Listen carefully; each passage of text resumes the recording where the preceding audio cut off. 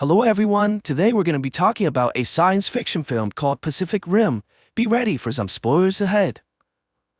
In the deepest part of the ocean, an interdimensional breach opens up, and monsters called kaijus begin coming out from the doorway continuously. Humanity tried everything to destroy the monsters, but our conventional weapons are ineffective against creatures this size. For the survival of the human race, the countries put aside their differences and began building gigantic machines called Jaegers to combat the kaijus. The Jaegers put too much stress on a single pilot, so a two-pilot system was implemented.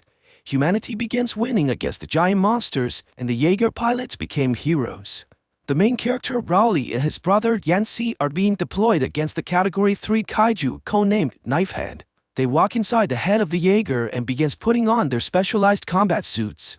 The hatches unlock and they're dropped on top of a massive mechanical body in assembly. Their Jaeger is called Gypsy Danger, and the massive machine towers over everything around it while being brought forth to the docking bay. The brothers are able to pilot the Jaeger because of their unique bond, which allows them to be drift compatible.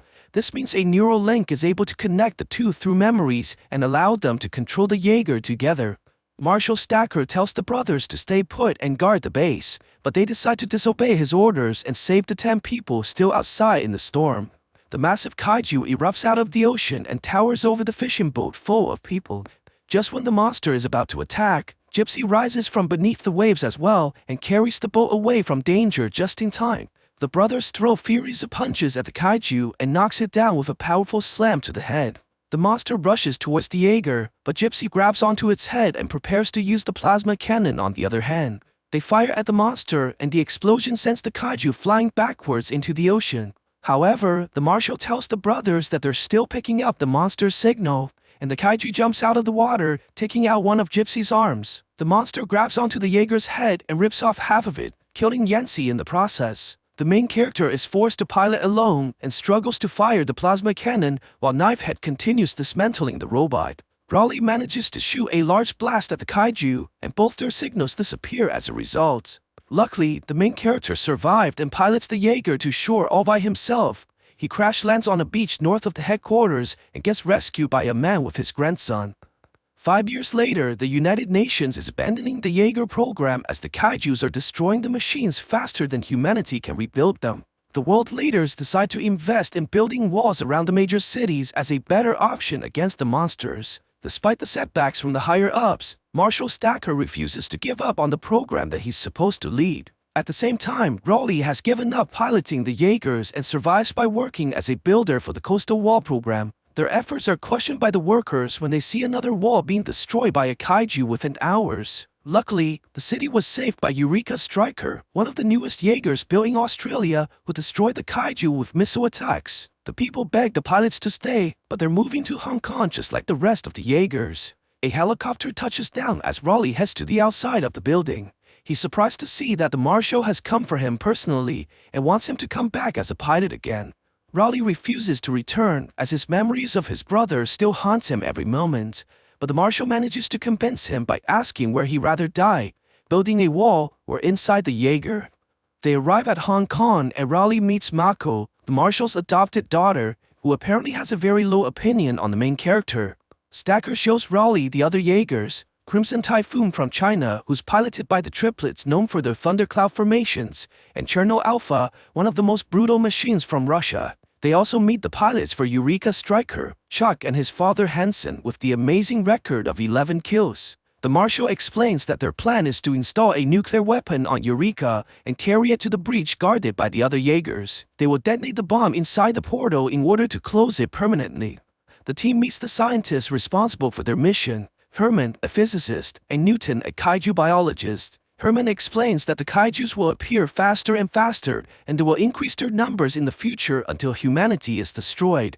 He thinks that the increased traffic in the breach will allow it to remain open long enough for a nuclear weapon to be dropped in, and when that explodes, the portal will close permanently. Newton disagrees and thinks that they don't have enough information about the monsters yet. He thinks that the kaijus are clones as their DNAs are exactly the same. The biologist thinks that they should try to use the mind drift technology of the Jaegers to connect with a kaiju ring in order to understand the enemy more. Stacker chooses Herman's plan over Newton's as he needs immediate solutions rather than something that sounds like science fiction. Mako takes the main character to his room, and Roddy inquires about her opinion on his performance. The woman is critical about the main character's decision-making abilities, as she thinks that Roddy takes too many risks. He agrees with her while thinking about his brother, but assures her that he tries his best to atone for his mistakes. Mako goes to her room but feels guilty about her bluntness. She turns around only to see the man's chiseled body and gets paralyzed by his male hormones. The next day, Raleigh begins the selection process for the co-pilot, but he defeats every single one of the candidates with ease. He sees Mako's body language showing her criticalness towards his performance and dares the marshal to allow his brightest student inside the ring. Stacker hesitates, but he allows Mako to fight after being pushed repeatedly by the main character.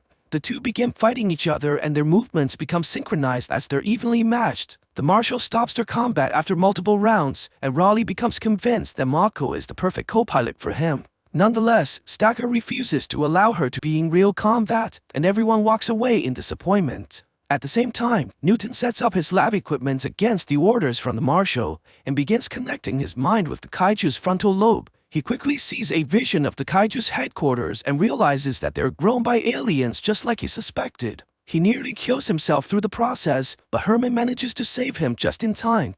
After much consideration, the marshal decides to pay Mako a visit and keep the promise he made to her by allowing her to pilot the Jaeger. Raleigh is surprised to see Mako enter the machine and is happy that he's finally getting a worthy co-pilot.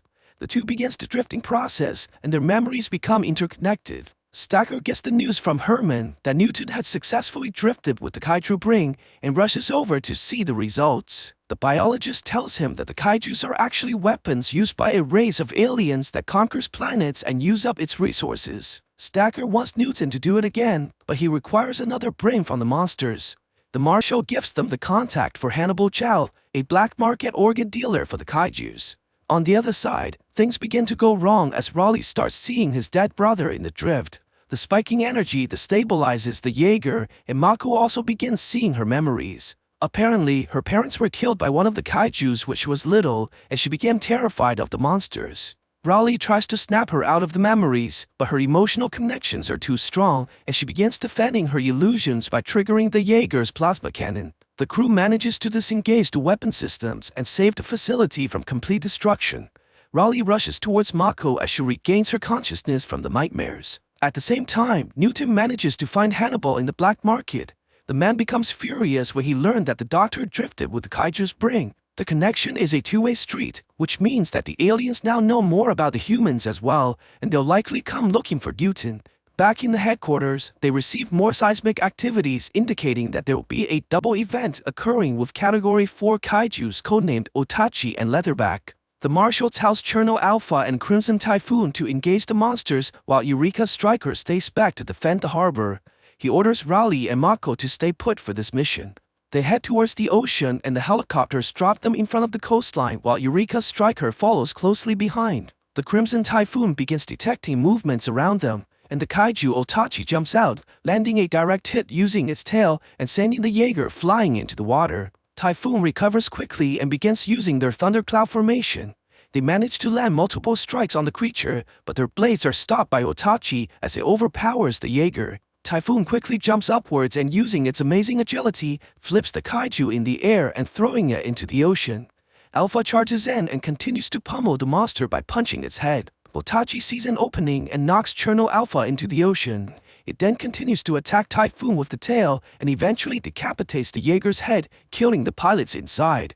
Seeing their teammates destroyed, the Russians begin charging at the monster, but Otachi spits out acid from its mouth, which paralyzes the robot. The Australian team rushes towards the battlefield and tries to save their teammates, but Leatherback jumps out from the ocean and begins attacking Cherno Alpha as well. Otachi goes to face the Australians but gets knocked down right away and continues to get pummeled by a barrage of punches followed by a devastating uppercut. Cherno Alpha gets pushed inside the ocean and the kaiju destroys its pilots by causing it to explode from inside. Eureka Striker grabs the monster and lifts it in the air. The robot throws the kaiju in the water and prepares to finish it by launching its missiles. Leatherback senses the attack and releases a large pulse of EMP that disables the Jaeger and all electronics in the city. With no other choice, Stacker allows Raleigh and Mako on the battlefield as their Jaeger has a nuclear reactor and are not affected by the attack. At the same time, Newton runs away towards the closest shelter as Utachi comes looking for him after he drifted with their kind,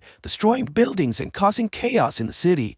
Hansen decides to unhook himself from the machine, but gets thrown to the walls when the kaiju punches the Jaeger, damaging his arm in the process. He decides with his son to protect the city and buy the people some time by distracting the kaiju with their flare guns, but only manages to annoy the monster, which turns to attack them. They're saved when Gypsy Danger appears from behind and catches the kaiju's attention. Leatherback charges towards the Jaeger, but Gypsy manages to maneuver behind and destroy his weapons. This angers the monster, which prompts it to throw them onto shore. Gypsy manages to land without damage and charges towards Leatherback, hitting it with a devastating strike. They continue to punch the kaiju and uses their elbow rocket to send the creature stumbling backwards. The monster regains his balance and charges at the Jaeger, but Gypsy manages to hold it back. They prepare the plasma cannon and shoots at the kaiju continuously until its arm falls off and the monster becomes unconscious from the attack. Gypsy throws the body on the floor and begins heading towards the trail of destruction, hunting the other monster. Before Utachi can devour the doctor, it notices a presence approaching from behind and turns around only to see Gypsy Danger walking towards it, dragging a cargo ship. Raleigh and Mako uses the bow as his sword and begins striking the kaiju with multiple attacks. The monster eventually fights back and throws away the boat. It then shoots acid at the Jaeger, but they manage to evade the attack just in time. Gypsy grabs the monster's tongue, trying to disable its weapons. Mako destroys the monster's tail by releasing coolants on it and breaking it into pieces. They then proceed to rip out the kaiju's tongue with both hands. Surprisingly, the monster grabs onto the Jaeger and shows its wings. The creature then begins flying towards the sky as it strikes the robot into the buildings. Utachi continues to bring Gypsy out of the atmosphere as they begin to lose all functions. Mako takes their last weapon and proceeds to cut the creature in half with a sword. They begin falling towards the earth and manages to slow down their descent by concentrating all their energy into a blast. They crash into the ground, causing a large shockwave, but emerges unharmed. Roddy and Mako comes back to the headquarters and everyone cheers for their victory. Meanwhile, Newton discovers that one of the dead kaiju was pregnant and they can use the newborn creature's brain to enter the drift. Herman decides to help his friend with the drift in their last attempt to learn as much as they can before the team goes on their final mission. They connect with the kaiju's brain and discovers the secrets to the breach by searching the memories. The two immediately realizes that their plan won't work and rushes to inform the marshal. At the same time, Stacker has decided to replace Hansen due to his injuries and pilot the Jaeger personally. Chuck says goodbye to his father as he knows that this mission might be his last. The two remaining Jaegers drop into the ocean and begins heading towards the breach. They maneuver underwater and soon begins to realize that the visibility is extremely poor. As they reach closer to the portal, they begin seeing two kaijus, Skunner and Raiju, both category 4s. However, they notice that oddly, the kaijus are not trying to stop them from making the jump.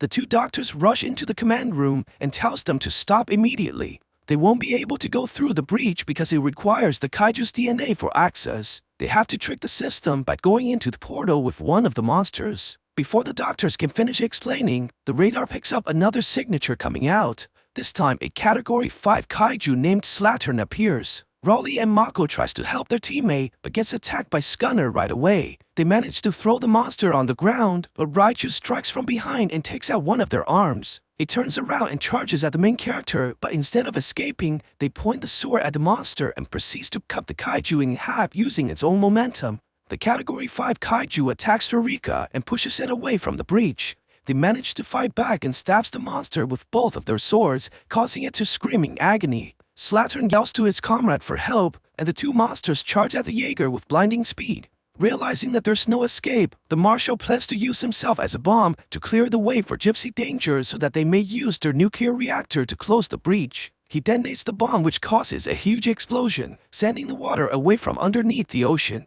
Gypsy braces for the impact and begins walking towards the breach. Surprisingly, Slattern somehow survived the explosion and plans to prevent Gypsy from reaching the portal. They jump towards the monster and begin stabbing it repeatedly. Roddy turns on the central reactor and begins burning a hole through the kaiju, which ultimately kills it. They manage to make it through the breach while carrying the monster's body.